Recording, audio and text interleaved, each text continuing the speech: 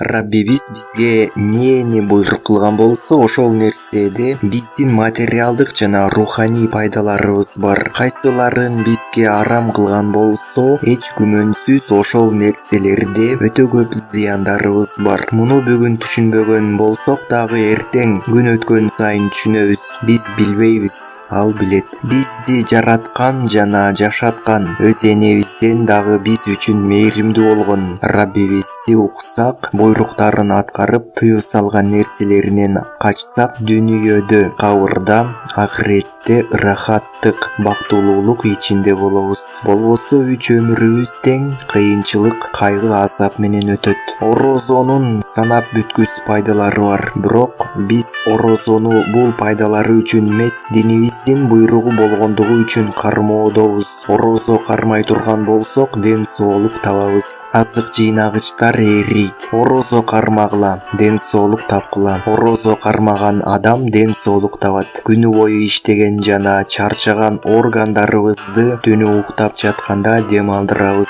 Дем ала албаган кээ бир органдар бар. Ашказаныбыз, ичегелерибиз жана тамак сиңирүү системабыз. Булар дем алуу эмне экенин билбейт. Токтобостон иштеп турат. Тое жеп жатсак дагы ойгонгон кезибизде ачка болгонубузду сезебиз. Биз өзүбүздү жоготуп уктап калабыз. Бирок тамак сиңирүү системабыз уктабай дайым иштеп турган болот. Бул тынымсыз иштөө аларды чарчатат. Уктап жаткан кезде көзүбүз, кулагыбыз, колубуз, бутубуз жана мээбиз дем алат. Дем ала албаган органдарыбызга дагы жок дегенде жылда бир ай бир гана күндүзү орозо кармоо аркылуу дем алдыруу мүмкүнчүлүгүн берген болобуз. Ден соолук жагынан дагы бир пайдасы бул боордогу азык бириктиргичтердин эрүүсү болуп саналат. Доктурлардын айтуулары боюнча, боорубуз бир өлчөмдө азык кампасы болуп саналат. Денебиз муктаж болгон азыкты зарыл болор замат автоматтык түрдө керектүү өлчөмүн берүүдө. Орозо кармагандар бул муктаждыктарын жеген азыктары менен камсыз алгандыктары үчүн боорундагы бириккен азык козголбойт. Алар тура берип эскирүүдө. Зарыл болгон кезде дагы керектүү натыйжа бере алышпайт. Орозонун сабыр, шүгүр,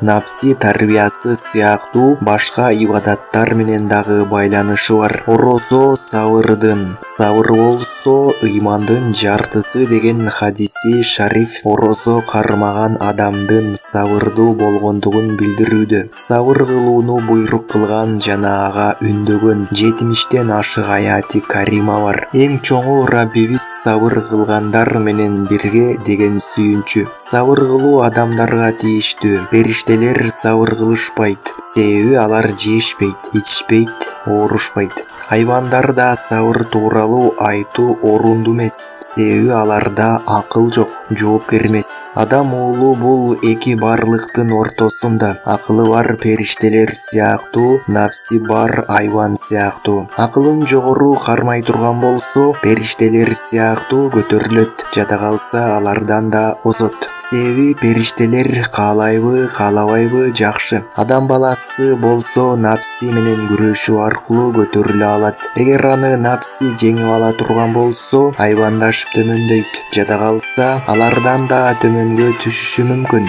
Себеби айвандар жоопкер эмес. Орозо кармоо менен периштелер сыяктуу болуудабыз. Белгилүү болгондой, алар дагы жешпейт жана ичишпейт. Раббибизге шүгүрдү акысына жараша толук кыла алуубуз мүмкүн эмес. Жакшылыктардын андан келип жаткандыгын билүүбүз жетиштүү. Хазирети Хусейн айткан: «Я Рабби, бизге жакшылыктарды бердиң, ага шүгүр кылбадык. Кыйынчылыктарды, ооруларды, кайгыларды бердиң, ага сабыр кылбадык. Шүгүр кылбадыңар деп жакшылыктарыңды токтотподуң, сабыр кылбадыңар деп кыйынчылыктарыбызды дагы да узартпадың. Сен керимсиң, керимден керем пайда болот». Башкача айтканда, Аллаху Таала жоомарт, жакшылык кылуучу, жакшылык ээсинен жакшылык келет. Сабыр 3 түрдүү: Кадырлуу китептерде жазылган сабыр 3 түрлүү. Бири ибадаттарды орундоодо кездеше турчу кыйынчылыктарга сабыр, намаз окууда, орозо кармоодо кээ бир кыйынчылыктарга туш келишибиз мүмкүн. Буларга сабыр кылабыз. Экинчиси күнөө кылбоого сабыр. Күнөө кылбоого сабыр кылуу отто күйүүгө караганда алдаганча жеңил. Үчүнчүсү ооруларга, кайгыларга, жамандыктарга сабыр кылуу. Оору, жамандык суралбайт. Келсе кутулууга аракет кылуу керек, дарылануу керек. Бирок мунун бардыгы натыйжа бербей турган болсо, сабыр кылуудан башка чарабыз калбайт. Бул үч сабырга бериле турчу сыйлыктын өлчөмү жок. Биз дүйнөгө ушул үчүн келдик. Бардыгыбыз сынак бере турчу бөлмөдөбүз. Раббин тааныган, анын буйруктарын кадырлаган, арамдардан сактангандар менен өзүн жараткан жана жашаткан затты тааныбаган, буйрук жана тыюуларына кулак аспагандардын бири-биринен ажыроолору керек. Киши кылган нерселеринин акыбети көрөт. Жакшылар түбөлүк бакытка, жамандар болсо ылайык болгон азапка туш болот.